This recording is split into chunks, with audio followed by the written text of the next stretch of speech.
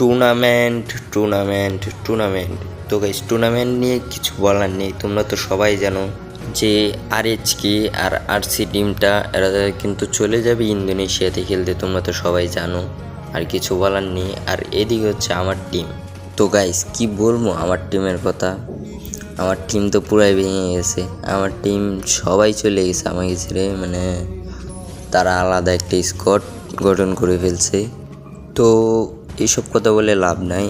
আমার team member লাগবে। তোমরা যদি কেউ আমার টিমে জয়েন হতে চাও তাহলে হতে পারো, আমাকে ইনবক্স করতে পারো, আমি তোমাদেরকে জয়েন নিব। কিন্তু গাইস, একটা কথা আছে, তুমি বট হও নুব হও যেটাই হও না কেন, আমি তোমাকে নিব, কোনো সমস্যা নেই।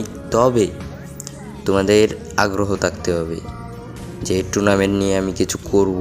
টুর্নামেন্টটা এরকমভাবে ধরতে হবে তোমাদের মনে, যাতে তোমরা কিছু করতে পারো। বুঝো নাই? তোমরা যদি কেউ স্কোয়াডে জয়েন হতে চাও আজকের ভিতরেই হও, কালকে থেকে তোমাদেরকে নিয়ে আমি ট্রেনিং দেব, বুঝছো? আর হ্যাঁ, আমি এই কথাটা আবারও বলতেছি, তোমরা যদি জয়েন হতে চাও তাহলে টুর্নামেন্টটা নিজের কেরিয়ার হিসেবে নিতে হবে। যদি তোমরা টুর্নামেন্টটা নিজের কেরিয়ার হিসেবে নাও তাহলে টুর্নামেন্টটা খেলে কিছু করতে পারবে। আর যদি বলো না, টুর্নামেন্টটা কেরিয়ার হিসেবে নিব না, এমনিতে টাইম পাস করার জন্য খেলবো, তাহলে ভাই আমার স্কোয়াডে জয়েন নেওয়ার কোনো দরকার নেই। আশা করি সবাই বুঝতে পারছো।